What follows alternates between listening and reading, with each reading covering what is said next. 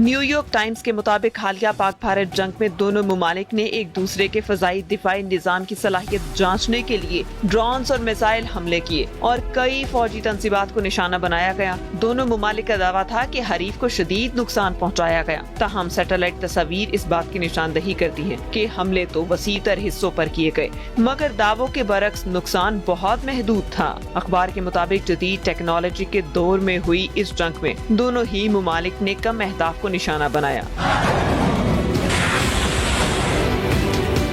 दूसरी जानिब भारतीय सुप्रीम कोर्ट के साबिक जज मर्कंडे काटेजू ने सोशल मीडिया पर तंज़ी अंदाज में लिखा, डिसॉल्ट कंपनी को भारी रिश्वत देकर भारत को घटिया जहाज बिकवा दिए गए। इसी वजह से जंग में उन्हें चीनी जंगी जहाजों ने मार गिराया। भारतीय जनता पार्टी के वजीर विजय शाह को भारतीय फौज की मुस्लिम खातून अफसर कर्नल सोफिया कुरैशी के खिलाफ तौहीन में इस बयान देना महंगा पड़ गया।